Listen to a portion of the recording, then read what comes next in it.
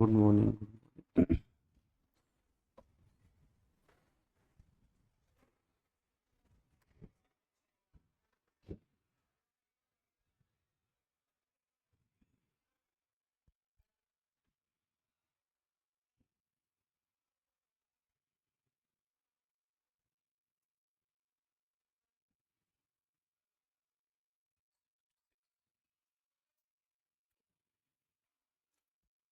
DI 1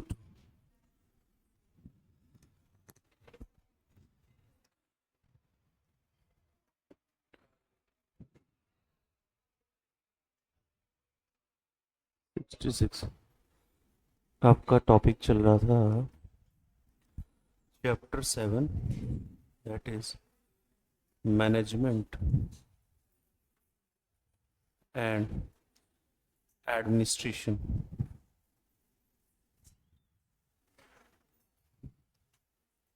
batch DI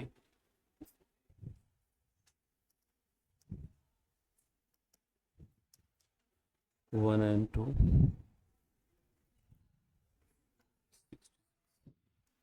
हाँ जी, क्या हाल चाल आप सबके? बढ़िया। रिवाइज किया था पूरा, सारे सेक्शंस 100। अभी तो बढ़ गए 96 से लेके आगे तक। 96 में क्या था? एजीएम। मेन पॉइंट क्या था? कीवर्ड्स। एजीएम के मेन कीवर्ड्स क्या थे? कीवर्ड बोलना है सबको। अगर फर्स्ट एजीएम है तो क्या होगा? एग्जिस्टिंग है अगर तो कंपनी। एक्सटेंशन टाइम किस में मिलेगा? एग्जिस्टिंग में। ठीक है। अच्छा, 15 मंथ्स क्या लिखा हुआ था वहां? Gap between the two AGM. ठीक है। अच्छा, सेक्शन 97 किस बारे में है?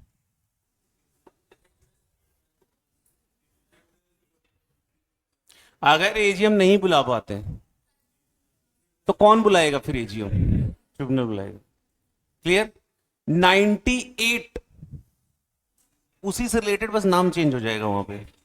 एजीएम 99 में पेनल्टीज थी, कितनी थी? 5 लाख, 1 लाख और 5,000 जब तक डिफॉल्ट कंटिन्यू रहे। ठीक है, यहां पे हो गया सेक्शन 99। 100 सबसे इंपॉर्टेंट सेक्शन, सबसे इंपॉर्टेंट सेक्शन 100। ईजीएम। ईजीएम की वो सारे मेन बातें कौन कौन सी थी? नंबर 1, सबसे पहले ईजीएम कौन बुला सकता है ये बताओ। There are 3 ways. Number 1, board खुद बुला सकते on its own. Second option, request करने पे बुला सकते हैं। थर्ड, अगर नहीं बुलाया तो रिक्वेस्ट ही खुद बुला सकते हैं। बस मुझे रिक्वेस्ट ही वाला मेन पॉइंट जानना है। रिक्वेस्ट ही बुलाएंगे, लेकिन उसके लिए प्री कंडीशंस क्या है? रिक्वेस्ट ही बुलाएंगे एक तो, कब बुलाएंगे, सारी उसकी मेन मेन बातें। प्रोसीड नहीं किया और 45 डेज क्रॉस हो चुके हैं तो क्या होगा? 3 मंथ्स के अंदर बुला सकते हैं। खर्चे जो होगा वो किससे लेगा? कंपनी कॉम्पनसेट करेगी, राइट? कंपनी रिम्बर्स करेगी, और वो कंपनी किससे लेगी? Directors in default. अच्छा, सेकेंड वाला, बोर्ड जब बुलाएगी वो रिक्वेस्ट पे, राइट? कब बुलाएगी, कितने दिन में? Not later than 45 days. ठीक। और ईजीएम का कोई और मेन पॉइंट? ये क्या था? 1/10 क्या था?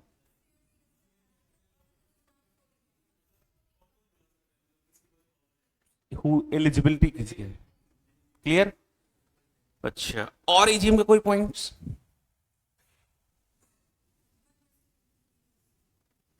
हाँ, क्या? वो तो उनके ऊपर अप्लीकेबल नहीं होगा, वो तो ऊपर हमने पढ़ा था। ठीक है, this is all about the EGM. 101 में क्या था ये तो पता ही है आपको। मेन मेन बातें भी नोटिस ही पता है आपको। 102 में क्या था ये भी पता है आपको। उसमें मेन बातें क्या थी ये भी पता है।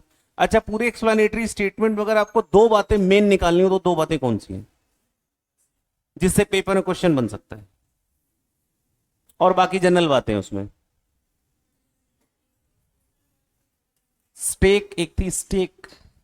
स्टेक से रिलेटेड, अगली किसी और कंपनी तुम्हारा स्टेक है कितने परसेंट, 2% और मोर, राइट।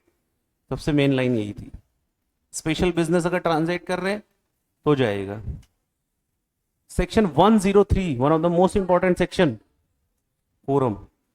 कोरम की 5, 15, 30, 2 ये तो जनरल लाइन है, पूरा इंडिया पढ़ के आएगा, वो तो हम भी पढ़ के जाएंगे। हमें वो लाइन आपसे सुननी है जो बॉक्स में लिखा हुआ है और जिससे पेपर क्वेश्चन बनेगा लाइन से उठा के। वो 5 बातें,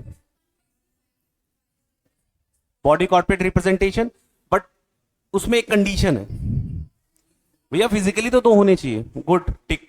पॉइंट 2, यस, तब तक कोरम चलेगी। Third, yes, related party transaction, अगर है कोई रिलेटेड पार्टी, भले वो वोट ना कर पाए, वोटिंग नहीं कर, लेकिन उसकी प्रेजेंस जो होगी वो काउंट होगी कोरम के लिए, फिजिकल प्रेजेंस। उसके बाद थर्ड हो गया। Fourth, yes, 5। अच्छा बताओ, पोस्टल बैलेट के केस में कह रहा है कि कोरम की नीड नहीं है, क्यों? यस, वहां क्या करेंगे? लास्ट, यस, प्रॉक्सी काउंट नहीं हुआ। ये सबसे स्पेशल पॉइंट है। इवन आप देखोगे जब पेपर इंस्टीट्यूट क्वेश्चन बनाएगा तो आप देखना, जैसे अकाउंट्स में एडजस्टमेंट्स रखता है ना, अलग अलग अलग एडजस्टमेंट्स रख देता है इंस्टीट्यूट, तो कुछ एडजस्टमेंट परेशान करती हैं। तो ऐसे जब इंस्टीट्यूट पेपर बनाएगा तो पेपर सेटर क्या करेगा, कोरम का क्वेश्चन बनाएगा, लेकिन उनमें जैसे आपने देखा होगा नंबरिंग करता है, पॉइंट 1, 2, 3 ऐसे क्वेश्चंस पूछता है इंस्टीट्यूट। उसी पहले केस स्टडी देके पॉइंट 1, 2, 3 क्वेश्चन पूछेगा। उसमें क्या करेगा, वो जो 5 पॉइंट्स आपने पढ़े ना, उनमें से एक पॉइंट उठाया, जैसे रिलेटेड पार्टी का उठा लिया कि ये रिलेटेड पार्टी है, क्या इनका काउंट होगा कि नहीं, वो क्वेश्चन। अब जिसने उसको डिटेल में पढ़ा होगा वो सॉल्व कर लेगा, नहीं तो कहेगा कि रिलेटेड पार्टी कहां काउंट होगा। जनरली पढ़ने में क्या फील हो रहा है कि रिलेटेड पार्टी काउंट, भैया जब तुम्हें वोट करने की पावर नहीं तो तुम कैसे काउंट होगे कोरम में? This is the most technical word, technical point है वो, रिलेटेड पार्टी। आ गया क्वेश्चन में तो कोई इसे बहुत बड़ा, वो इसे संयोग समझना है कि हाँ सर ने बोला था। 4 में क्या था, उसमें सब सिंपल, उसमें कुछ नहीं। 5 में क्या था, प्रॉक्सी फॉर्म। 11, प्रॉक्सी की मेन बात। 50 का क्या था, वहां 50 लिखा हुआ था मैक्सिमम, ठीक है। अच्छा, कुछ 10% का लिखा हुआ था, 1/10 लिखा हुआ था, तो एक ही पर्सन काफी है। अच्छा, प्रॉक्सी में एक 48 आवर्स लिखे हुए थे कुछ, वो सब क्या था? 24 आवर्स प्लस 3 डेज लिखा हुआ था एटलीस्ट, यस, कम से कम। ये सारे पॉइंट्स है किसके, प्रॉक्सी। फिर लास्ट में वो जो मैंने लिखवाया था वो अलग चीज, वो तो पेनल्टीज प्रोविजंस है। 5 में था प्रॉक्सी। अब आता है 106, क्या कोई कंपनी किसी को वोट करने से रोक सकती है? नॉर्मली नहीं, उसका राइट है, सिर्फ कुछ सिचुएशंस में रोक सकती है। वो सिचुएशंस कौन सी हैं? कॉल मनी ड्यू है, दूसरा, हाँ, क्लियर। अच्छा, 107 आता है, सबसे क्विक मेथड है ये, राइट। शो ऑफ हैंड से रिलेटेड सारे पॉइंट्स थे। अच्छा, शो ऑफ हैंड से कैसे सिलेक्ट होता है? क्या हर पर्सन के पास अलग अलग वोट होता है, या तुम्हारे पास वोट कितने भी हो काउंटिंग एक ही होगा? ठीक, दोनों हाथ काउंट होंगे, एक ही काउंट होंगे। अच्छा, 108 की मुझे एलिजिबिलिटी सुननी है, वो मेन लाइन किसके ऊपर एप्लीकेबल होगा? 108 का सेक्शन लिस्टेड पे तो होगा, अदर देन लिस्टेड पे क्या होगा? एटलीस्ट कितने मेंबर्स होने चाहिए? 1000, दैट्स इट। उसमें फिर स्क्रूटनाइजर के पॉइंट थे, वो सारा सिंपल सिंपल ड्यूटीज वगैरह, ये सारे पॉइंट्स थे। 109 सिंपल है, उसमें ज्यादा कुछ था नहीं। मैं सुनूंगा 110, सबसे इंपॉर्टेंट सेक्शन पूरी वेज ऑफ मीटिंग में।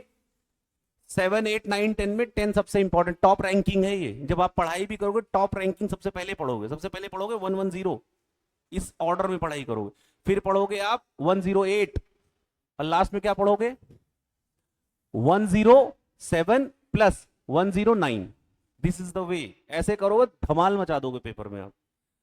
उसके बाद 110 की मेन लाइन बताओ, उसमें मेन पॉइंट हमें क्या पढ़ना है जिससे पेपर क्वेश्चन आएगा? सेंट्रल गवर्नमेंट ने जो 10 आइटम्स ऑफ बिजनेस बोला है कि जिसके लिए पोस्टल बैलेट से ही वोटिंग होगी, वो है कौन? पहले सेक्शंस बोल दो।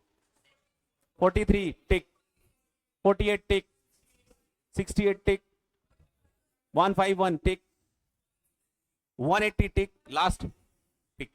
अदर पॉइंट्स, ऑल्टरेशन, चेंज, ये सारे पॉइंट्स थे। That's it. Registered office change वगैरह ये सब पॉइंट्स थे उसमें। ये था सेक्शन 110, सबसे इंपॉर्टेंट। अच्छा, डायल 112 कब करेंगे? जब किसको रिप्रेजेंट करना होगा, काउंटिंग होगी इनकी भी सेम।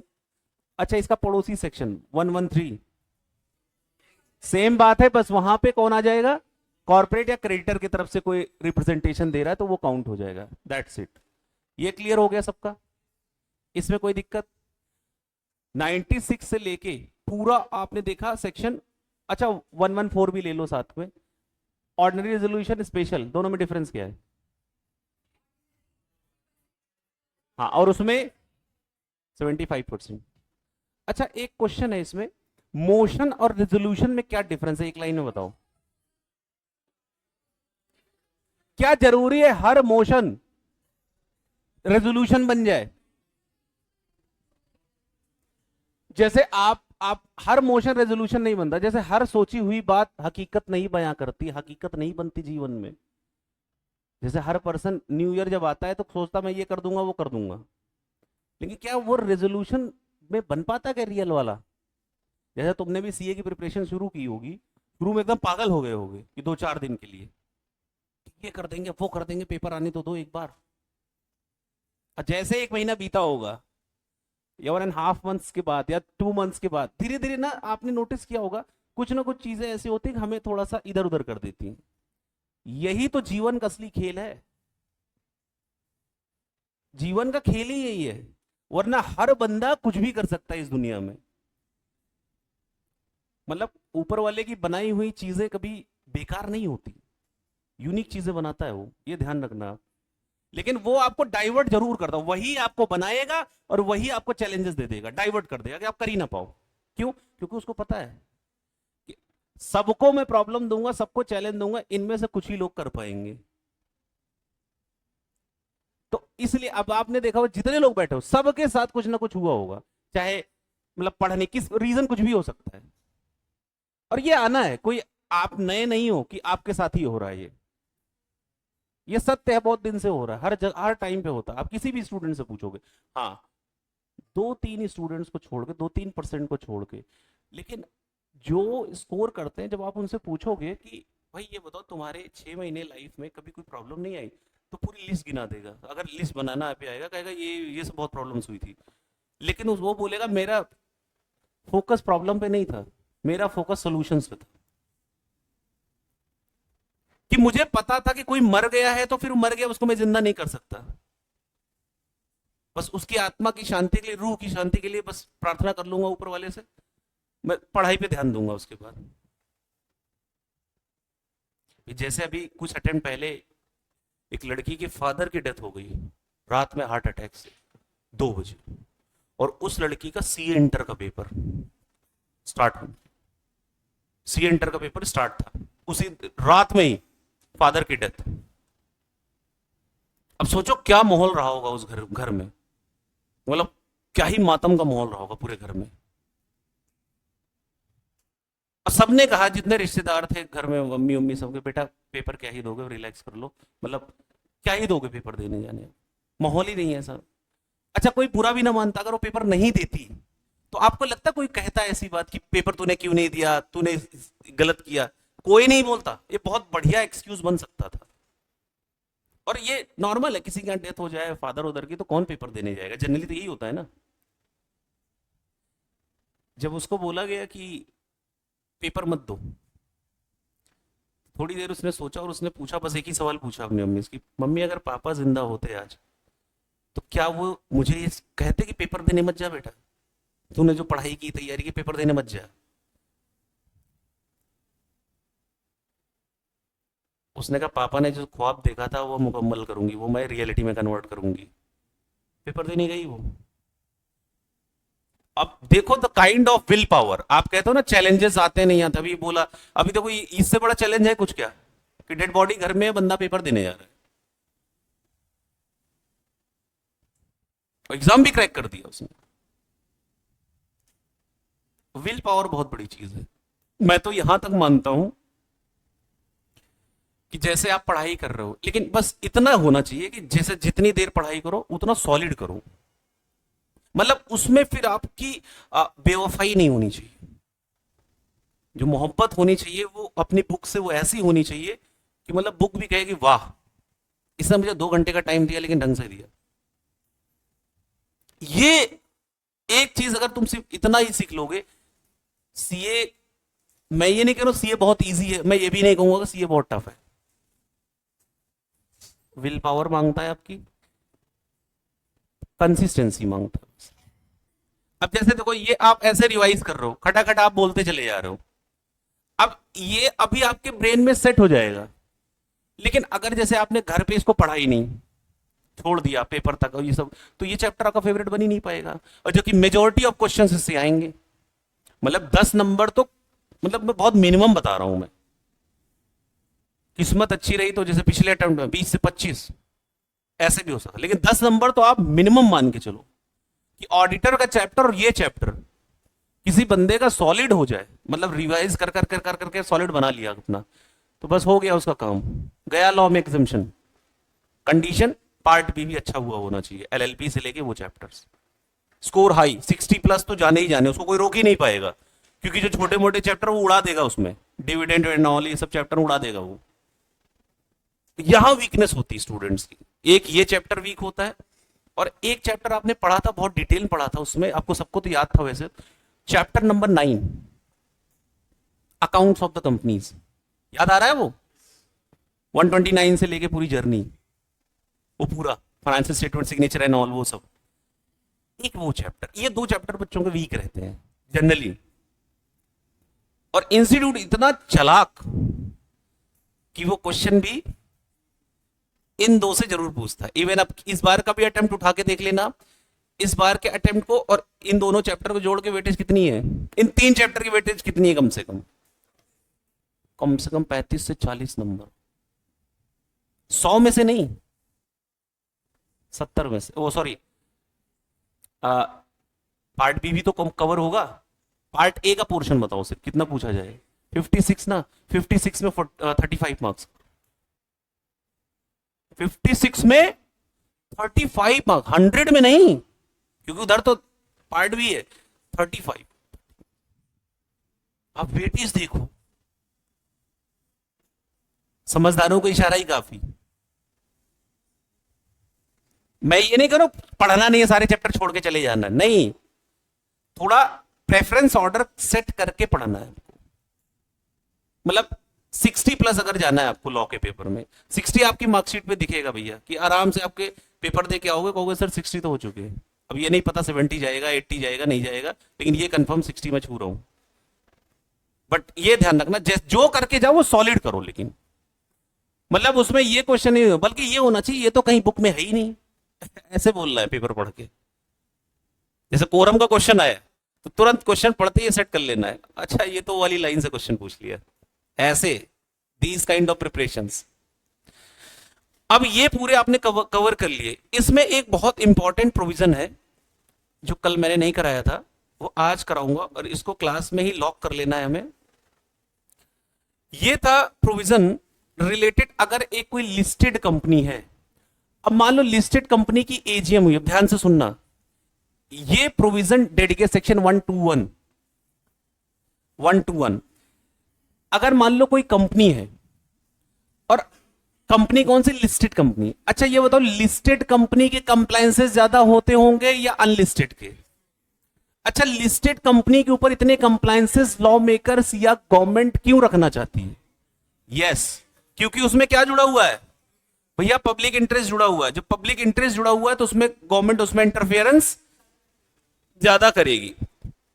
आपने कल एजीएम पढ़ा था, सबको याद है एजीएम पूरा A to Z।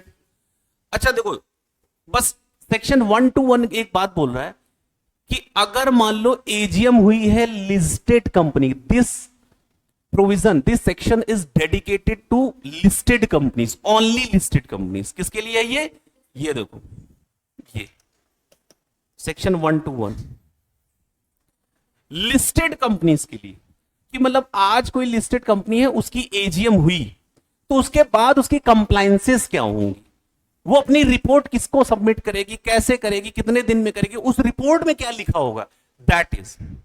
तो अगर ये जो क्वेश्चन है यहां साइड में सब लोग लिख लो, तो आपको याद रहेगा, ऐसे ब्रैकेट में लिख लो, लिस्टेड कंपनी, केवल लिस्टेड कंपनी के लिए प्रोविजन है, लिस्टेड पब्लिक कंपनी। तो आपको याद रहेगा कि ये एक प्रोविजन है पूरी बुक में, मैनेजमेंट वाले चैप्टर में एक ऐसा प्रोविजन है, सेक्शन 121, ठीक, 121। हो सकता मुलाकात हो जाए क्वेश्चन से पेपर 121, 121 भी हो सकता है। और मैं आपको साइड में लिख लो सब लोग, आईसीआई फेवरेट, आईसीआई फेवरेट।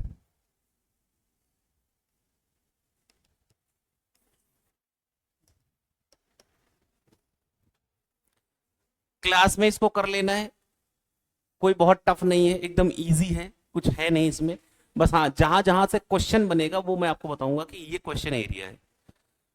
तो लिस्टेड कंपनी के ऊपर कंप्लायंस है किस चीज का, कि अगर आपकी एजीएम होती है तो उसकी एक रिपोर्ट तैयार करोगे, और रिपोर्ट किस फॉर्म में जाती है, objective question, MGT 15।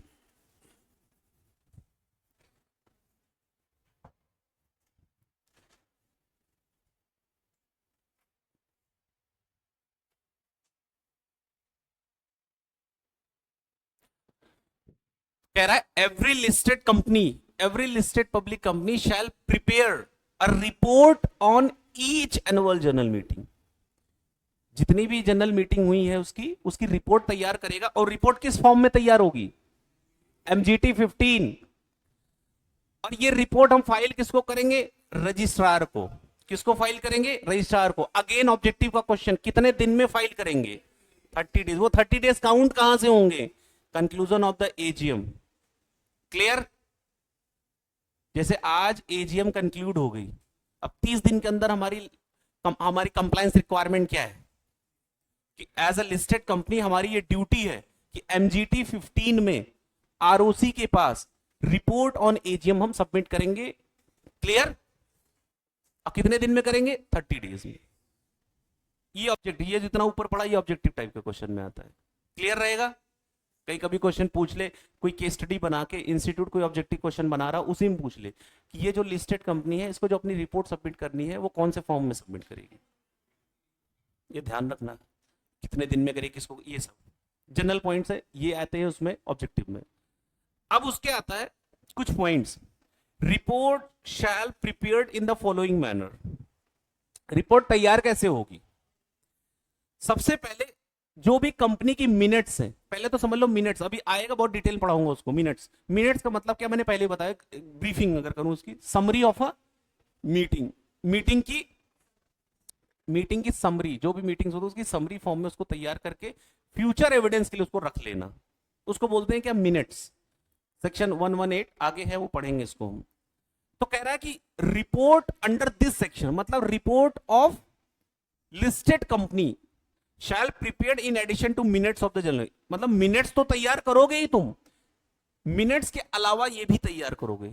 Every annual general meeting, जो भी जनरल मीटिंग है, जनरल मीटिंग का रिपोर्ट तैयार करो। कंक्लूड होने के बाद वो रिपोर्ट तैयार करोगे, किसको भेजोगे, आरओसी को भेजो। कितने दिन में भेजोगे, 30 दिन में भेजोगे। किस फॉर्म में भेजोगे, ठीक। क्लियर। अब यहां पे सब लोग स्टार मार्क बनाए पॉइंट नंबर 2 पे, इस पे, और यहां पे सब लोग लिख ले ऑब्जेक्टिव और केस स्टडी।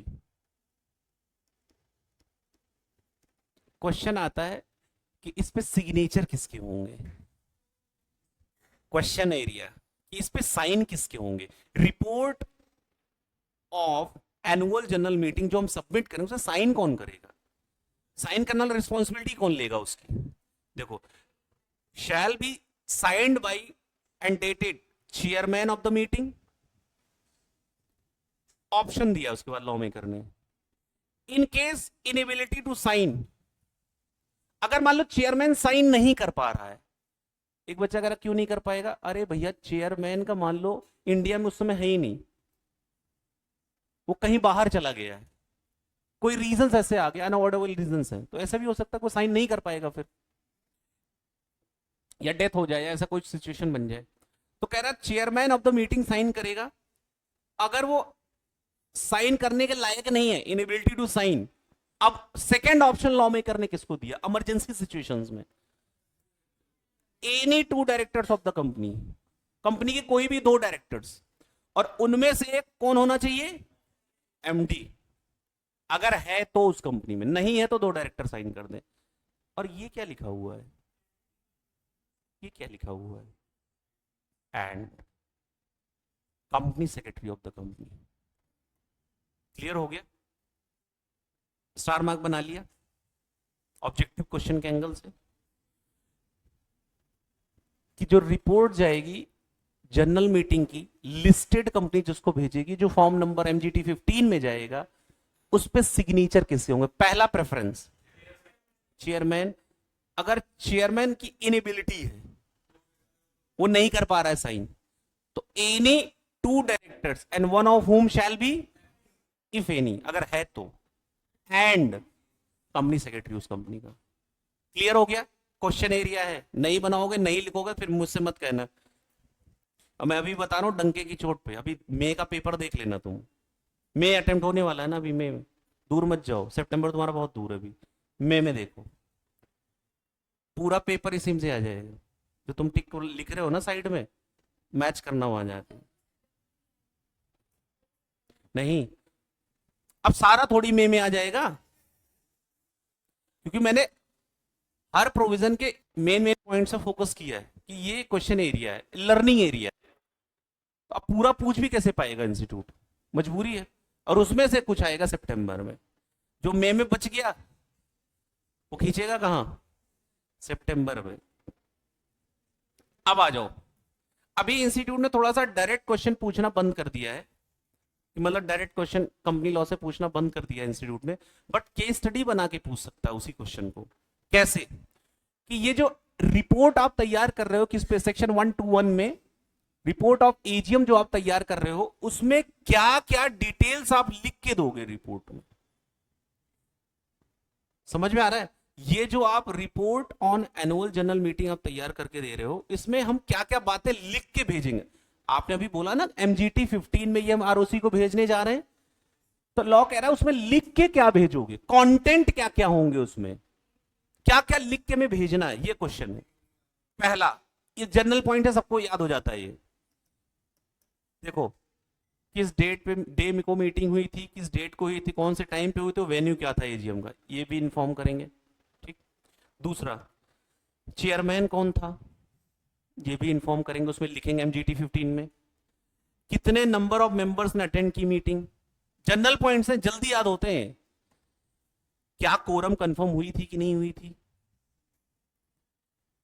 कंफर्मेशन करेंगे compliance of the act and rules, secretarial standards, मतलब simple compliance with the act and rules and SS, जो भी है कि हमने ये कंप्लाई किया है, कंपनीज एक्ट की बातों को माना, उसके रूल्स को माना। सेक्रेटरियल स्टैंडर्ड कह रहा था अगर कि कोरम के लिए रिलेटेड पार्टी भी अटेंड कर सकता है तो हम कर सकते हैं, वो सारी बातें थे ना, 5 पॉइंट्स थे। बिजनेस क्या ट्रांजैक्ट हुआ ऐसी मीटिंग में, ये भी लिख के बताना है आपको कि कौन सा बिजनेस हमने डिस्कस किया इस एजीएम में। अगर कोई एडजर्नमेंट हुई है, पोस्टपोनमेंट हुई है मीटिंग की, या चेंज इन वेन्यू हुआ है, तो वो भी डिटेल हमें देखना है, और कोई और पॉइंट्स हैं तो वो भी हमें देखना। अच्छा देखो, थोड़ा सा रिकॉल करने की कोशिश करो, कितने जनरल पॉइंट्स आपको ऐसे ही याद आ रहे हैं बिना पढ़े। ये कैसे करना, जैसे आपको ये सोचना है कि जनरल मीटिंग हो रही है और वो लिस्टेड कंपनी अपनी रिपोर्ट सबमिट करेगी जनरल मीटिंग की, किसको, आरओसी को, तो उस रिपोर्ट में वो क्या क्या मेन मेन बातें लिख के देनी होंगी, ऐसे सोचना है। कौन से ऐसे नॉर्मल समझ में आ रहा है भैया, डेट टाइम वेन्यू ये सब तो देना है, और चेयरमैन कौन था ये भी बताना है, कौन सा बिजनेस ट्रांजैक्ट किया उस मीटिंग में, ये भी बताना है। मेंबर्स कितने प्रेजेंट थे, कोरम, और अगर एडजन हुआ तो उसकी डिटेल्स, और कंप्लायंस किया या नहीं किया, किसका कंप्लायंस, एक्ट मतलब कंपनीज एक्ट का रूल्स, और उसके बाद सेक्रेटरियल स्टैंडर्ड्स, इन सब का हमने कंप्लायंस किया या नहीं किया। ये सारी डिटेल्स आप किसको बताओगे, आरओसी को बताओगे। देखो अभी डायरेक्ट क्वेश्चन तो इंस्टीट्यूट ने पूछना बंद कर दिया है, मतलब कंपनी से आप पेपर उठा के देखोगे तो उसमें आप नोटिस करोगे कि पार्ट बी से डायरेक्ट क्वेश्चन आ रहा है, पार्ट बी बोले तो, लेकिन कंपनीज एक्ट वाला जो सेगमेंट है आप देखो उसमें डायरेक्ट क्वेश्चन कम आ रहे हैं, एप्लीकेशन ओरिएंटेड क्वेश्चन आ रहे हैं। तो अगर इससे पूछा भी इंस्टीट्यूट ने तो इसको ऑब्जेक्टिव में कन्वर्ट करके पूछेगा।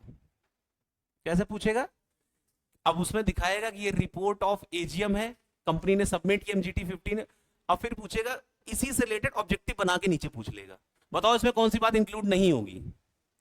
अब उसके लिए तो आपको पढ़ा होना चाहिए तभी आप बता पाओगे, क्योंकि सारे पॉइंट लंबे लंबे लिखे होंगे वहां।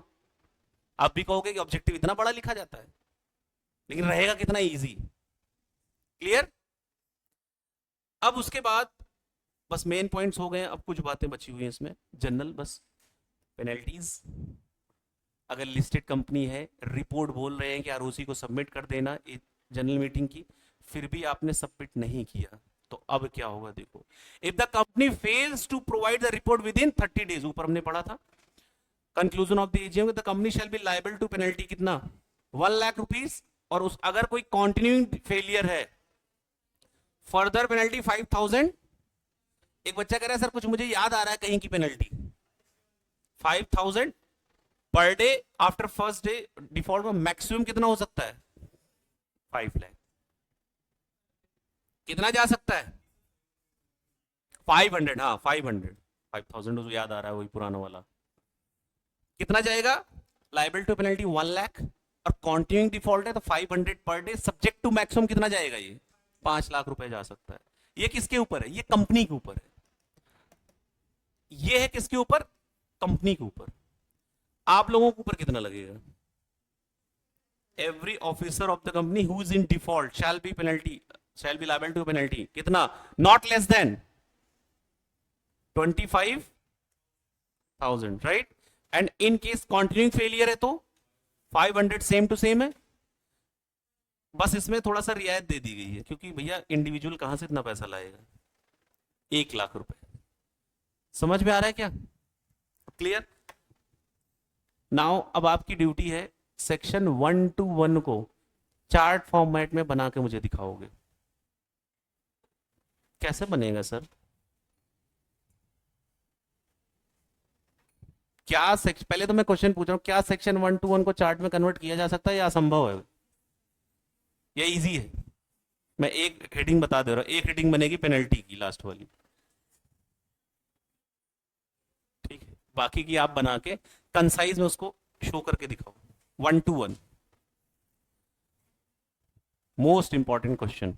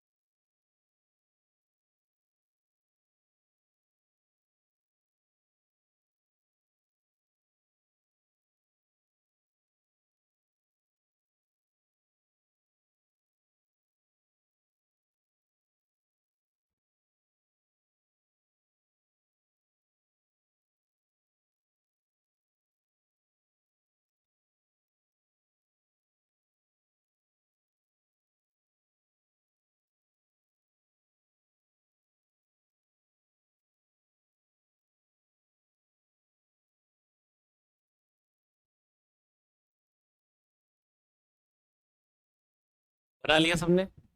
बनाओ बनाओ।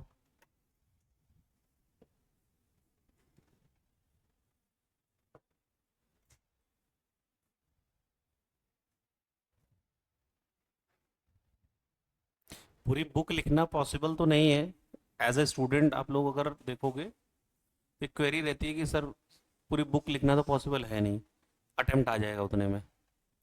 लेकिन पूरे प्रोविजन को पढ़ के, पूरे सेक्शन को पढ़ के, उसके क्रिस्प जो क्रक्स है उसको बनाना बहुत पॉसिबल है, और एक गेम चेंजर स्टेप होता है ये। सारे सेक्शंस को नहीं कह रहा हूं मैं, लिमिटेड जो लगते हैं। अब जैसे स्क्रीन पे खुला हुआ है, आप इसको देख के ही आंसर आपको आ जाएगा, इसकी हेडिंग देख के ही आंसर आने लगेगा आपको।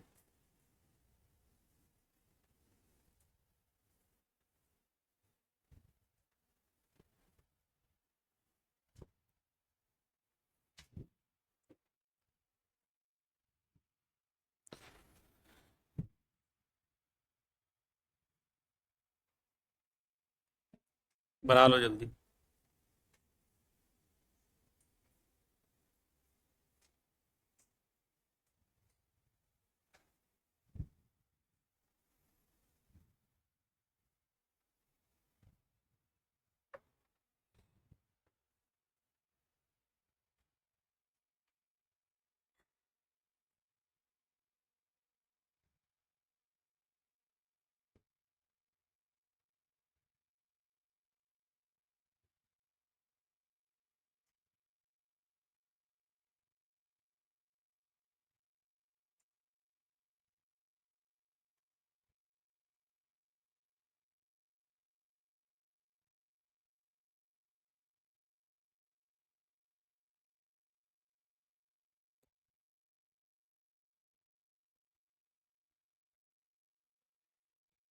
हम्म।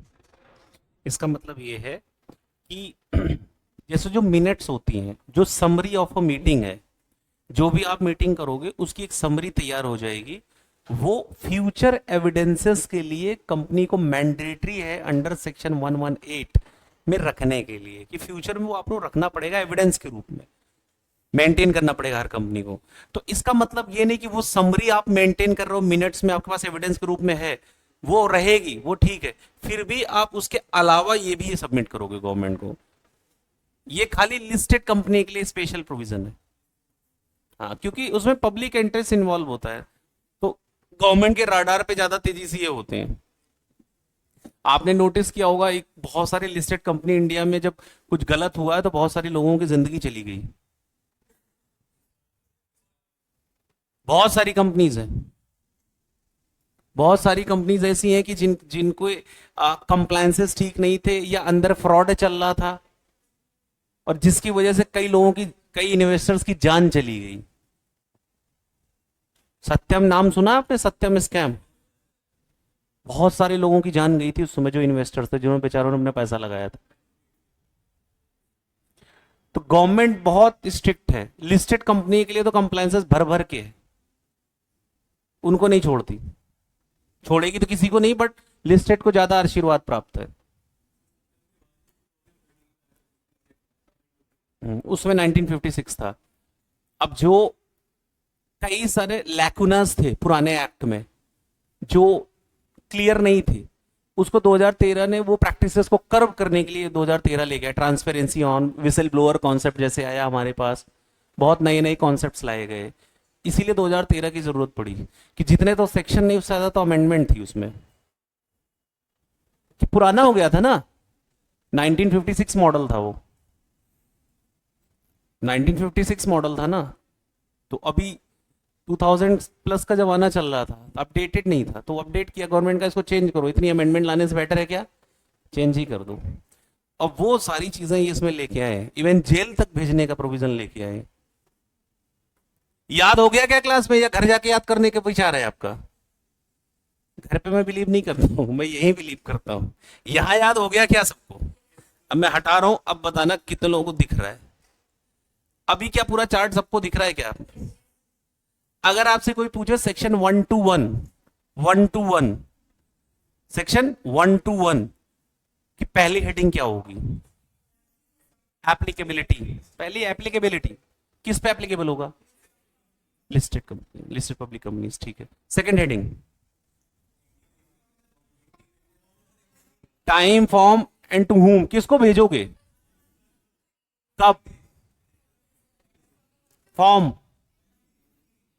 कंटेंट, वो सारी चीजें, ठीक है। अच्छा, इसमें साइन कौन करेगा, चेयरमैन, और इफ इनेबिलिटी है तो second option any two director one of whom shall be MD and company secretary, ठीक। थर्ड, उसके बाद वाला, हम्म,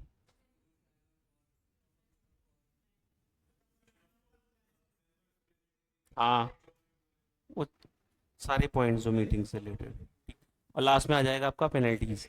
पेनल्टीज याद है, एक तरफ लिखोगे कंपनी के लिए, एक तरफ लिखोगे ऑफिसर इन डिफॉल्ट के लिए। कंपनी के लिए कितना है, 1 लाख फ्लैट जा रहा है, उसके बाद 500 रुपए पर डे कॉन्टिन्यू डिफॉल्ट है, subject to maximum 5 lakh. Second case आपके ऊपर कितना लगेगा, 25,000 continue default, 500 subject to maximum 1 lakh, that's it. Paper में आ जाएगा तो फिर मजा आ जाएगा तुम्हारा, लेकिन देखो क्या आता है, क्या पता मई में ही आ जाए, मई में आ जाए तो इजी था, पूछा जाता है, लेकिन इंस्टीट्यूट पूछता है। देखो हो सकता है इसमें भी कोई क्वेश्चन हो इसमें। देखो आपकी बुक में है क्या कोई क्वेश्चन पीछे इससे 1 to 1 का, 1 to 1 का कोई प्रोविजन है क्या, इंस्टीट्यूट ने दे रखा है उसमें, या नहीं कवर किया है, 1 to 1, सेक्शन 1 to 1 को कवर किया है क्या पीछे क्वेश्चंस में इंस्टीट्यूट ने,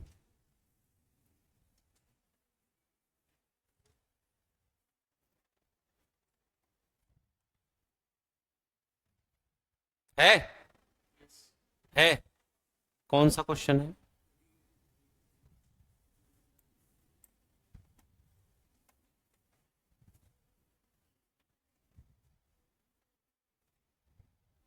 थर्टीन, 13 तो नहीं होगा, 13 तो एनुअल रिटर्न का क्वेश्चन होगा, है क्या, आया क्वेश्चन, हाँ तो एमसीक्यू देख लो पहले तो, मैं क्वेश्चन जब उसमें खोलूंगा ना लास्ट में, तो उसमें चेक कर लेंगे। इसमें एमसीक्यू तो आप कर ही दोगे, इसमें कोई बहुत बड़ी बात थोड़ी है, चलो करके दिखाओ।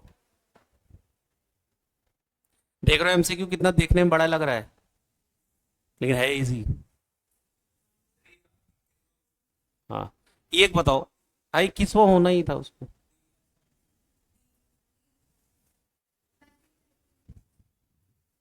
ऑब्जेक्टिव पहले पढ़ो ध्यान से।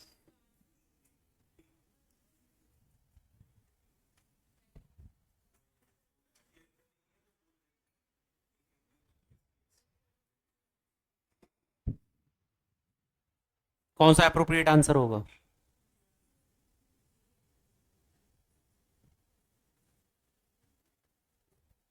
D is the right answer.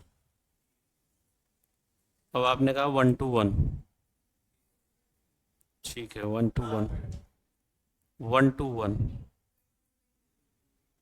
1 to 1 है ना, तो लास्ट में 21 भी तो आ रहा है। ये देखो पढ़ो, क्वेश्चन पढ़ो ध्यान से, ऐसे क्वेश्चन, ये कोई, ये पेपर का ही क्वेश्चन है, पास्ट ईयर के पेपर्स हैं ये। कंपनी का नाम क्या है, Prince auto parts limited, a listed company, has recently concluded its AGM. As a statutory requirement, it has obligations, obligatory on its part to file with the jurisdictional registrar with the company's copy of report on AGM. अब दो question पूछा है इसमें। Question number 1, state within how much time it is required to file the said report.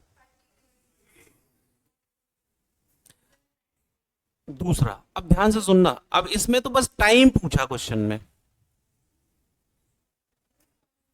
इसमें time पूछा है question में, ठीक है। क्या आपको फॉर्म नंबर भी लिखना है कि नहीं लिखना है, या सिर्फ टाइम लिख के चले आओगे?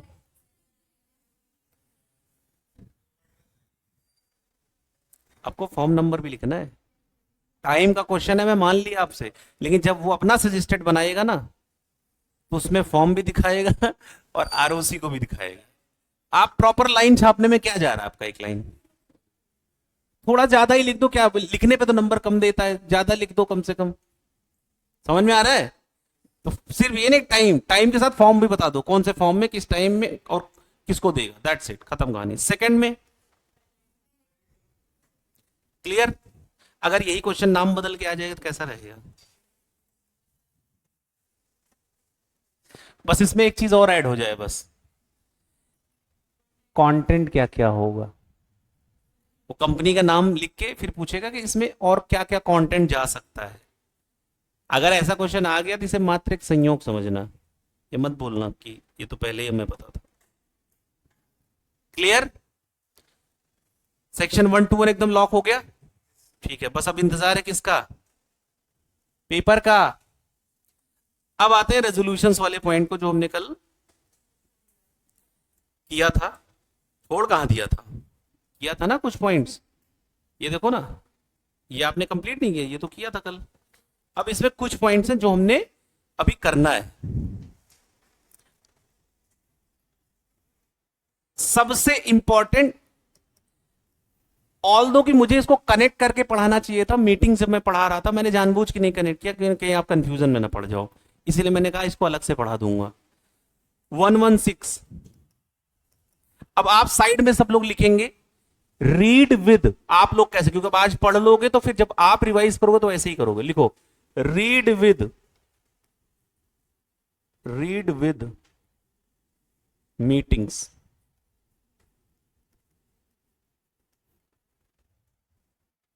Read with meetings provisions. Meetings के जो प्रोविजंस हैं उनके साथ पढ़ोगे। पढ़ा था ना 96, 90 वो सारे।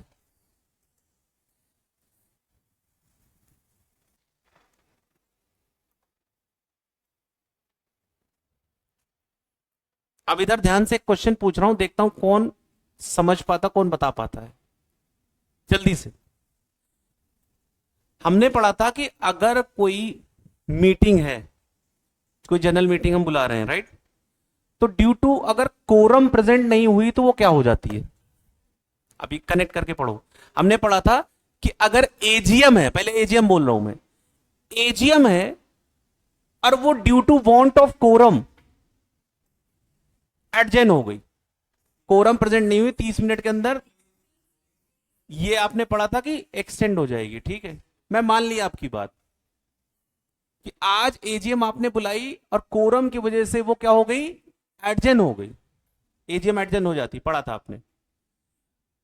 और जो रेजोल्यूशन पास होना था आज, आज की डेट थी, मीटिंग आज की थी, लेकिन नेक्स्ट वीक के लिए पोस्टपोन हो गई। लेकिन जब नेक्स्ट वीक आया तो फिर से वो एजीएम हुई जो एडजर्न कर दी गई थी। और हमने कोरम में प्रोविजन पढ़ा था कि जितने मेंबर प्रेजेंट होंगे उनको क्या मान लिया जाएगा? डीम टू बी, डीम मान लिया जाएगा। अब मान लो आपका रेजोल्यूशन पास हुआ है एडजर्न मीटिंग पे जाके। कब पास हुआ? वो पास होना था आज, लेकिन एडजर्न हो गई, यही मीटिंग एडजर्न हुई है नेक्स्ट वीक के लिए, और नेक्स्ट वीक में वो पास हो गया रेजोल्यूशन। मेरा क्वेश्चन है कि रेजोल्यूशन पास होने वाली डेट कौन सी होगी? आज वाली डेट होगी या नेक्स्ट वीक वाली कंसीडर करेंगे? कब माना जाएगा? लेकिन रेजोल्यूशन तो आज के लिए था ना, ये तो पोस्टपोन हुआ ना उस डेट पे, सॉरी एडजर्न हुआ ना उस डेट पे। इसी प्रॉब्लम को सॉल्व करने के लिए सेक्शन 116 आया हुआ है, लॉ में लिखा हुआ है। क्लियर? लॉ में क्या लिखा? तो इंपॉर्टेंट लाइन है कि नहीं? देखो अगर समझो ध्यान से कि मीटिंग होने वाली थी एजीएम, लेकिन हो नहीं पाई, फिर वो एडजर्न हो गई, अब फिर वहां वो रेजोल्यूशन पास हुआ जो कि आज पास होना था। तो डेट कौन सी कंसीडर करेंगे, कि आज वाली या जो एक्चुअल में जब पास हुआ? चेक करो, सेक्शन 116 इसी में आपको रोशनी लेके आया है अंधेरे में। क्या कह रहा? Where resolution is pass at an adjourn meeting, कि एडजन मीटिंग वो रेजोल्यूशन अगर पास हुआ है किसी कंपनी का और holder of any class of shares का, मतलब क्लास मीटिंग हो, मैंने बताया था 3 मीटिंग्स है, जनरल मीटिंग्स, क्लास मीटिंग्स और लास्ट में बोर्ड मीटिंग्स। कह रहा तीनों मीटिंग्स, चाहे वो जनरल मीटिंग हो कंपनी की, चाहे वो क्लास मीटिंग हो और लास्ट में चाहे वो बोर्ड मीटिंग कोई भी हो, तो रेजोल्यूशन किस डेट पे पास माना जाएगा? The resolution shall be treated as having been pass on the day on which it was actually passed. ये लाइन हाईलाइट करना, on the date on which it actually pass and not on any earlier date. Is it clear to everyone? तीनों meetings के बारे में बोल दिया। देखो तीनों मीटिंग्स के बारे में, चाहे वो जनरल मीटिंग हो, चाहे वो बोर्ड मीटिंग हो, चाहे क्लास मीटिंग हो। लॉ क्या कह रहा है सेक्शन 116 में कि एक्चुअल में जिस डेट को वो रेजोल्यूशन पास हुआ उसी डेट को हम कंसीडर करेंगे, पहले वाली डेट्स को कंसीडर नहीं करेंगे। इसका एक एग्जांपल देख लो सब लोग, इंस्टीट्यूट ने दिया हुआ है। कह रहा EGM of purple cosmetics private limited was due to be held on, कब हेल्ड होना था? थर्सडे 1 अगस्त 2024। Due to want of quorum meeting क्या हो गई? एडजन हो गई to the later date on Thursday 8 अगस्त 2024। 2 resolutions were pass on that meeting. इस डेट को पास हुआ 8 अगस्त को 2 resolutions. According to section 116 companies act, the said 2 resolutions shall be deemed to have been pass on adjourn. मतलब कब माना जाएगा? 8 को माना जाएगा। क्लियर हो गया क्या? क्लियर हो गया सबको? समझ में आ गया? इससे क्वेश्चन कई बार बन जाता है, इसी प्रोविजन से क्वेश्चन बन जाता है डायरेक्ट ऐसे, जैसे ये केस स्टडी दी गई है ना, ऐसे केस स्टडी बना के पूछ लेगा इंस्टीट्यूट कि एक्चुअल में डेट ये थी मीटिंग की, लेकिन वो एडजन हो गई है, अभी वो डिसीजन पास हो गया इस मीटिंग में, अब इसको हम कौन सी डेट पे कंसीडर करें? कि जब एक्चुअल में पास हुआ या जब पास होना था शुरू में, अर्लियर डेट को?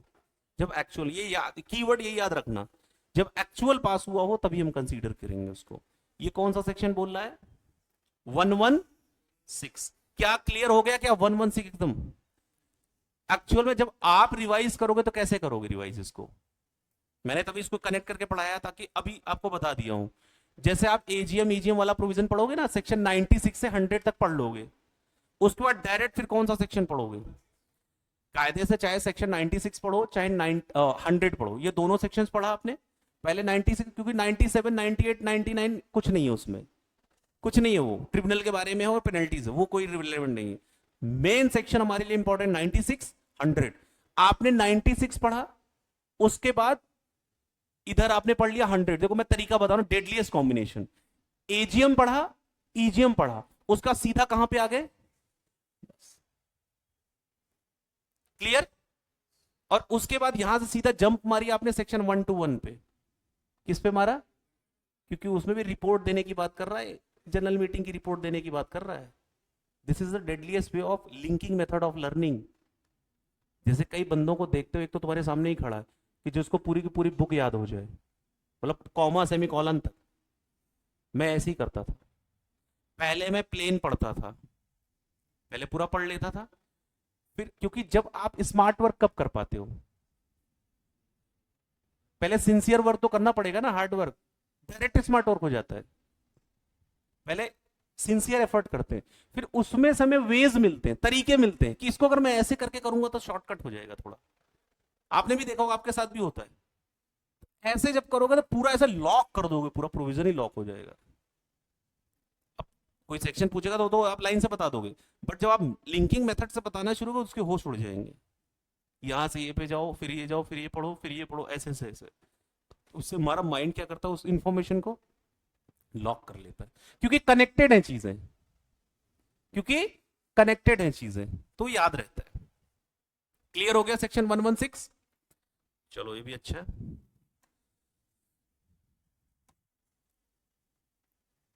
अच्छा, ऑडिटर का प्रोविजन क्या आप लोगों ने रिवाइज किया है क्या? किया है क्या? जल्दी बताओ। ऑडिटर का थोड़ा सा, ऑडिटर का प्रोविजन इसमें हेल्प लगेगी आपको। आपको कहीं याद करो, ऑडिटर में कभी धुंधली तस्वीर याद हो आपको कुछ थोड़ा बहुत? क्योंकि मैंने 10-12 बार तो क्लास में रिवाइज करवा दिया था उसको। ऑडिटर जब आपने पढ़ा था उसमें एक जगह लिखा हुआ था ना कि मेंबर ही नहीं चाहते कि ऑडिटर अपॉइंट हो। याद आ रहा है कि जब मेंबर उसको अपॉइंट नहीं करना चाहते थे, कि मेंबर रेजोल्यूशन लाके उसको नहीं चाहते कि वो ऑडिटर अपॉइंट हो, फिर उससे रिलेटेड 140 में वो लाइन पढ़ी थी सारी, आपने याद आ रहा है? बस इतना ही सुन लो, पहले भी ये लाइन सुनी थी उस समय कि मेंबर ही नहीं चाहते कि उस ऑडिटर को लाना रेजोल्यूशन पास करके, राइट? तो वहां कनेक्ट करा कि मेंबर नहीं चाहते कि ऑडिटर साहब को अपॉइंट किया जाए दोबारा, मेंबर ही नहीं चाह रहे। तो मेंबर जब ये नहीं चाहेंगे तो इनके चाहने से होगा या लीगली कुछ करना पड़ेगा? क्या मेंबर खाली घर में बैठ के सोच रहे हैं कि ये सीए फॉर्म को नहीं करना या ये सीए साहब को नहीं अपॉइंट करना? उनको ये बात कंपनी को भी तो बतानी होगी, कंपनी को भी तो इंटीमेट करनी हो। तो उसका तरीका जो दिया गया है वो 111 सेक्शन में दिया गया है। किस में दिया गया है? 111, ये रहा। तभी तो बताया जाएगा ऑडिटर साहब को, देखो ये मेंबर ही नहीं चाहते आपको अपॉइंट करना, और वो रिक्वेस्ट कर रहे हैं, उसके लिए सेक्शन कौन सा रिजर्व है? 111, सर्कुलेशन ऑफ मेंबर्स रेजोल्यूशन। कि मेंबर ने जो रेजोल्यूशन, मेंबर्स का रेजोल्यूशन सर्कुलेट करो, मीटिंग में रखो। ये बात कट शॉर्ट, मेंबर्स का जो प्रस्ताव है वो आप मीटिंग में कंसीडर कीजिए। कहने का मतलब है, बहुत शॉर्टकट बता रहा हूं आपको, कि मेंबर्स जो प्रस्ताव पारित करना चाहते हैं या रेजोल्यूशन जो चाहते हैं वो आप डिस्कशन का पॉइंट बनाइए मीटिंग में। कहने का मतलब ये सेक्शन 111 यही बोल रहा है कि अगर किसी को नहीं अपॉइंट करना है तो ये मेंबर रिक्वेस्ट कर रहे हैं कि हमारा रेजोल्यूशन कम से कम कंसीडर तो करो, हमारी बात को सर्कुलेट तो करो मीटिंग में, डिस्कशन तो हो उस पर। ये कहने का मतलब है। कितने लोगों को समझ में आ रहा है इसकी पर्पज? अच्छा, वो क्या रीजन होगा जो मेंबर चाहते हैं कि ये काम ना हो, इसीलिए वो रेजोल्यूशन पास करवाना चाह रहे हैं कि ये हमारा रेजोल्यूशन कंसीडर किया जाए अंदर मीटिंग में? कुछ तो गड़बड़ होगा, मेंबर्स को लगता होगा कि ये चीज गलत है, कंपनी के इंटरेस्ट में नहीं है, या कुछ ऐसा लगता होगा, तभी वो अपना जो रेजोल्यूशन सर्कुलेट करना चाह रहे हैं, रिक्वेस्ट करना चाह रहे हैं कंपनी से कि इसको कंसीडर कीजिए। उसके लिए कौन सा सेक्शन बना है? 111। क्लियर? चलो इस पे भी सब लोग लिख लो, रीड विद ऑडिटर।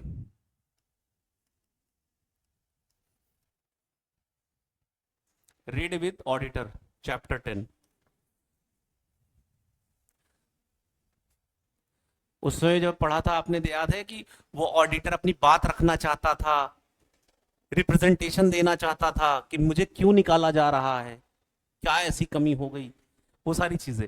तो उसको यहां से रीड करना है, दोनों को कनेक्ट करके पढ़ना। पहले ये पढ़ लेना फिर वहां जाके पढ़ना, तो आपको बड़ा इजी लगेगा। वो ये क्या सिंपल है ये तो। अब मैं इसको पढ़ा नहीं सकता था उस समय आपको, क्योंकि पढ़ाता फिर चैप्टर इधर उधर हो जाता, तो वो थोड़ा सा आपको कंफ्यूजन हो जाता। लेकिन अगर मुझे फ्रीडम मिले तो मैं तो आपको ऐसे ही पढ़ाता, पहले ये कनेक्ट करता और वहां से डायरेक्ट दोनों को कंबाइन करके पढ़ाता, तब आप ज्यादा बेटर समझ पाते। लेकिन अभी भी आप जब इसको पढ़ लोगे तब वहां से जब कनेक्ट करोगे कहोगे बिल्कुल क्लियर हो गया, और ज्यादा क्लियर हो गया। चलो अब शुरू करते हैं इसको, कि सर्कुलेट करना है किसका? मेंबर्स का रेजोल्यूशंस और स्टेटमेंट। प्री रिक्विजिट क्या है? अगर मेंबर्स वैलिड रिक्वेस्ट करना चाहते हैं, कंपनी से रिक्वेस्ट करना चाहते हैं कि हमारे रेजोल्यूशन को सर्कुलेट क्यों नहीं कर रहे हो, हमारी बात को प्रेफरेंस क्यों नहीं दे रहे हो, तो लॉ कह रहा है पहले उसके लिए कुछ प्री रिक्विजिट्स होंगे, तब आपकी वैलिड रिक्वेस्ट मानी जाएगी डियर मेंबर्स। तो इसके लिए रिक्वेस्ट कितनी होनी चाहिए? कुछ पॉइंट ऐसे आ रहे हैं जो आपको याद ही नहीं करना है, पहले से ही याद है, बस फॉर्मेलिटी अदा होने वाली है थोड़ी देर में। अब प्री रिक्विजिट क्या है? अगर आप कंपनी से वैलिड रिक्वेस्ट करना चाहते हो डियर मेंबर्स, तो कुछ प्री रिक्विजिट्स है, प्री कंडीशंस है। वो क्या है? रिक्वेस्ट कैसे देना है? रिक्विजिशन का मतलब होता है रिक्वेस्ट। रिक्वेस्ट कैसे देना? राइटिंग में देना है और साइंड होना चाहिए, राइटिंग में होना चाहिए और साइंड होना चाहिए। कैसे? अगर कंपनी की शेयर कैपिटल है तो वो पॉइंट रिपीट करो, कम से कम कितने लोगों का सिग्नेचर? 1/10। याद आ गया? कंपनी की शेयर कैपिटल नहीं है तो आप आगे खुद ही बता दोगे। 1/10 of voting power, same repeat, कुछ अलग नहीं है, कॉपी पेस्ट।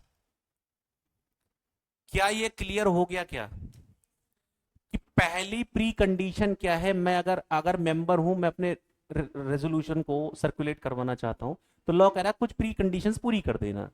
सबसे पहले कह रहा है कि रिक्वेस्ट कैसे होनी चाहिए? राइटिंग में होना चाहिए और साइंड होना चाहिए। अगर कंपनी में शेयर कैपिटल है तो कितने लोगों का? नहीं है तो वोटिंग पावर का। क्लियर हो गया क्या? Word by word analysis. Next, two or more copies of said request are required to contain signature of all the requisitions. कह रहा है two or more copies of the said request और required to contain signature all, जितने लोग request कर रहे हैं उन सबके क्या होने चाहिए? उस पर सिग्नेचर होने चाहिए। That's it. थर्ड, अब ये आ जाता है डिपॉजिट करने। यहां पे साइड में सब लोग लिख लो ऑब्जेक्टिव के लिए इंपॉर्टेंट ये वाला पॉइंट। कह रहा है अब ये तुमने देखो राइटिंग में कर लिया, तुमने रिटर्न में कर लिया, 1/10 ने साइन भी कर दिए। अब इसको कहीं दोगे तो, कंपनी में दोगे तो पहले कब देना, वो टाइम लिमिट इंपॉर्टेंट है। ऐसा नहीं कि वो तीर छूट गया तब।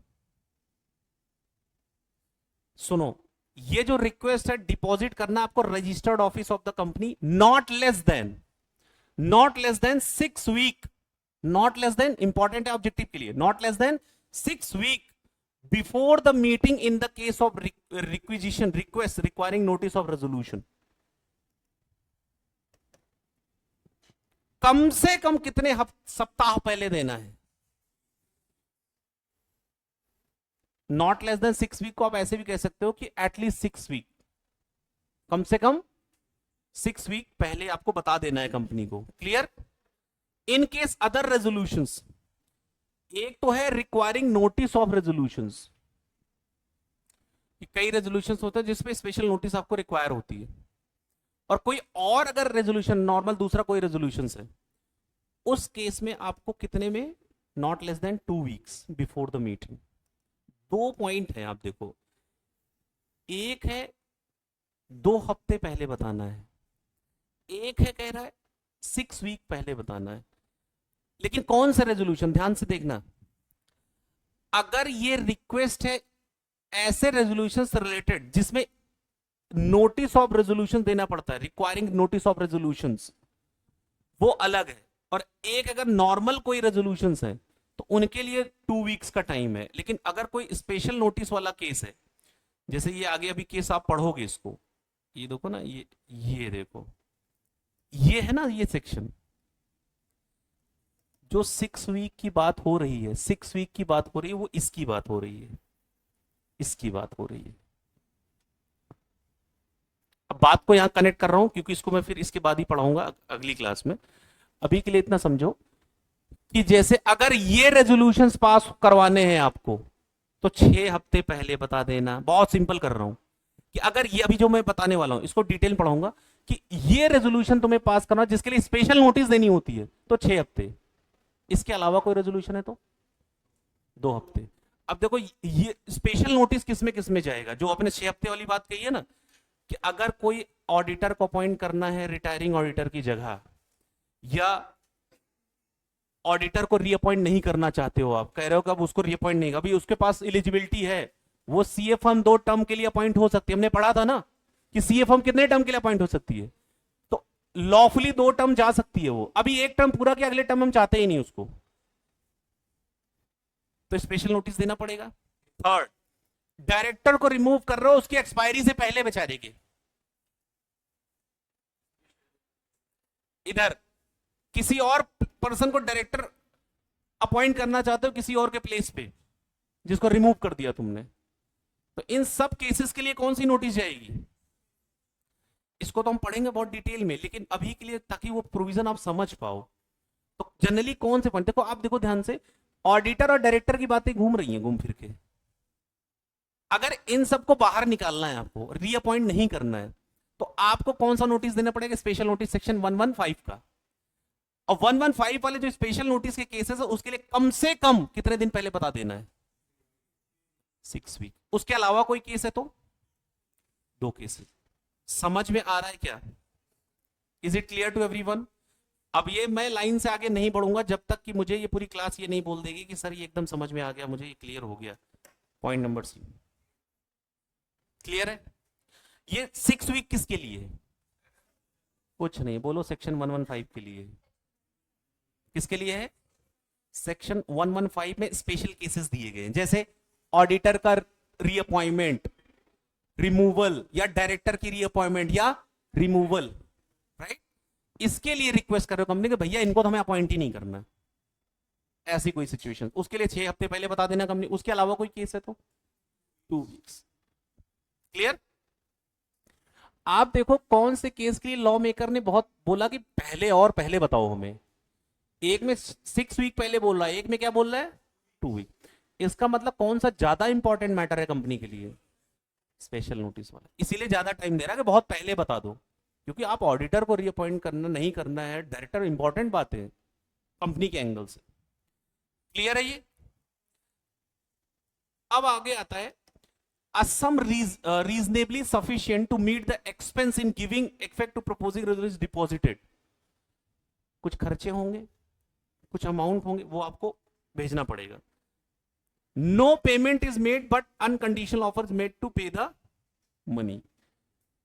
भाई रेजोल्यूशन कुछ खर्चे हो सकते हैं तो आपको देना पड़ेगा। किसको देना पड़ेगा? मेंबर्स को। कौन से मेंबर्स? जो रिक्वेस्ट कर रहे हैं कि ये काम करवाओ, ये रेजोल्यूशन पास करवाओ। हाँ, कहता time period provided above need not comply in the case of annual general meetings called on a date within 6 months after the copy has been deposited। मतलब कह रहा है इनको इस केस में कोई नीड नहीं होगी अगर, क्या कह रहा है, in case the AGM of the meeting on a date within 6 months, within a 6 week, क्या कह रहा है, within 6 week after the copy has been deposited. मतलब कि कॉपी डिपॉजिटेड हो गई है, जो आपने सबमिट करना था आपको आफ्टर द 6 week, तो उस केस में आपको रिक्वेस्ट की जरूरत नहीं। अब यहां पे एक लाइन है, यहां पे ध्यान देना, कह रहा था copy of request in such case shall be deemed to have been properly deposited for the purpose thereof not deposit within the time required by this section, the company is not duty to bound circulate the notice of bound to circulate the notice of resolution when the pre-request are no see cut short। अगर pre request जो थी, pre conditions जो थी, वो अगर आपने fulfil नहीं किया तो कंपनी बाउंड नहीं है ये काम करने के लिए, आप कंपनी को बाउंड नहीं कर सकते। कट शॉर्ट, कंपनी को प्री कंडीशन है, आपको वो सारी चीजें टाइमली वो सब भेजना पड़ेगा, जो 6 week है ना वो सब, कंपनी बाउंड नहीं है। उसके बाद क्या नोटिस मेंबर्स को भेजा जाएगा? इसमें कह रहा है a company shall on the request in writing of such number of members as required under section 100 calling EGM give notice to members of any resolution which properly moved and intended to move at the meeting। तो इसकी notice भी और other members को भी आप भेजोगे। Circulate to the member statement with respect to matters proposed resolution. Cut short कि भाई एक बात बताओ, क्या कंपनी के सारे मेंबर चाहेंगे कि ऑडिटर रीअपॉइंट ना हो? Is it possible? क्या जरूरी है कंपनी में 100 लोग हैं 100 के 100 चाह रहे हैं कि ऑडिटर अपॉइंट ही ना हो? नहीं भैया, ऐसा तो नहीं होगा। लेकिन लॉ ने एक रिक्वायरमेंट बता दी कि 1/10 कम से कम चाहिए हमें, अगर ये रेजोल्यूशन सर्कुलेट करना है अगर आपको, तो 1/10 तो कम से कम लोग चाहिए। अब जिन्होंने जो नहीं चाहते हैं, मतलब जो चाहते हैं वो तो रिक्वेस्ट कर रहे हैं, अब जिनको नहीं पता, जो नहीं चाहते ऑडिटर या ऐसा उनकी कोई राय नहीं है ऐसा ये सब, तो उनको भी तो बताना पड़ेगा ना। तो उन्हीं को नोटिस भेजने की बात कर रही है कि उनको भी नोटिस देके इन्फॉर्म किया जाएगा कि ये काम होने वाला है। Exemption from circulation of any statement, the company shall not be bound by circulate any statement if on the application either on behalf of company or any other person claim to aggrieve the central government by order declares the rights। कहने का मतलब है अगर कोई ऐसा resolution circulate करने की बात हो रही है जिससे किसी के राइट अफेक्ट्स हो रहे हैं या किसी को कोई प्रॉब्लम हो, कोई अग्रीव्ड हो रहा है, कोई किसी को दिक्कत हो रही है, डिफेमेटरी हो रही है उसके लिए, तो ये आप सर्कुलेट नहीं कर सकते, मना कर देगा सेंट्रल गवर्नमेंट। कहने का मतलब exemption from circulation of any statement, कि जैसे कोई स्टेटमेंट आप सर्कुलेट मत करो। अगर कोई डिफेमेटरी स्टेटमेंट आ रहा है कुछ ऐसी चीजें आ रही हैं तो वो सर्कुलेट करने की जरूरत नहीं है। आपने ऑडिटर में भी पढ़ा था ये लाइन, यस, एब्यूजिव हो रहा है तो फिर कंपनी कहेगी उसको अपॉर्चुनिटी भी नहीं देगी, वो सारा ट्रिब्यूनल के पास चली जाएगी, उसी की बात कर रहे हैं। Order to bear the cost, कह रहा था सेंट्रल गवर्नमेंट में also direct the cost incurred by the company shall paid to the company by the requisitionist. जो खर्चे हुए हैं कंपनी को कौन रिम्बर्स करेगा? जिसने रिक्वेस्ट किया था, इन लोगों को पेमेंट करना पड़ेगा। अगर आपने प्रोविजन का कंप्लाई नहीं किया तो पेनल्टी भी सुन लो, सेक्शन 11 कितनी पेनल्टी है? Company and every office of the deemed penalty of 25,000 रुपए, दोनों के ऊपर फ्लैट पेनल्टी लग जाएगी। किसके लिए? सर्कुलेशन ऑफ मेंबर्स रेजोल्यूशंस, इसके लिए कह रहा है। क्लियर है? इस पे एक मिनट, हाँ, इस पे क्या करेंगे नेक्स्ट क्लास में, इसका एक क्वेश्चन देखेंगे, ठीक है, और इसको और किस तरीके से, ताकि आपको कनेक्ट करके वो चीजें समझ में आए। लेकिन ये ज्यादा बेटर आपको तब समझ में आएगा, एक तो ये क्लियर करके, इसके साथ में 115 जब पढ़ोगे आप, साथ में 115 पढ़ के, ये पढ़ के और एक क्वेश्चन कनेक्ट करके, तब ये पूरा लॉक हो जाएगा माइंड में आपके। ठीक है, आज के लिए आपको इसमें क्या करना है, खाली जो जो मेन बातें हैं, जो जो प्री रिक्वेस्टेड है, उसको बस खाली क्विक रिवाइज कर लेना बस। बाकी कल आगे क्लास में, नेक्स्ट क्लास में इसको और डिटेल में कनेक्ट करके फिर इसको क्लोजर मारेंगे इस सेक्शन को।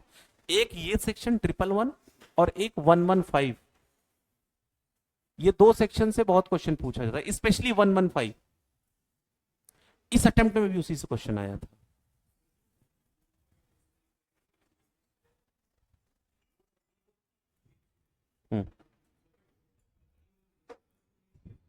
हाँ, कंपनी की नजर में वो जरूरी नहीं था भाई, सारे मेंबर्स थोड़ी चाहते थे। आप 10 लोग चाह रहे हो ना, 100 में 15 लोग ही चाह रहे हो ना, 85 तो नहीं चाह रहे। वो पैसा देंगे क्या अपनी जेब से सब करवाने के लिए? वो क्यों देंगे?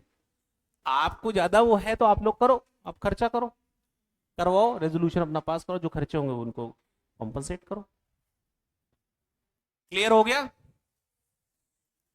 तो टोटल अभी तक सेक्शन आपके 96, 97, 98, 99, 100। 100 मतलब ईजीएम 101, 2, 3, 4, 5, 6, 107, 108, 10, 109, 110, 111, डायल 112, 113, 114, 115 अभी नहीं पढ़ा आपने, 116, 117, 118 अभी ये सब नहीं पढ़ा, 121। क्लियर? चलो फिर इसको आगे क्लास में आगे बढ़ाएंगे। Thank you so much for having wonderful session. See you in next class.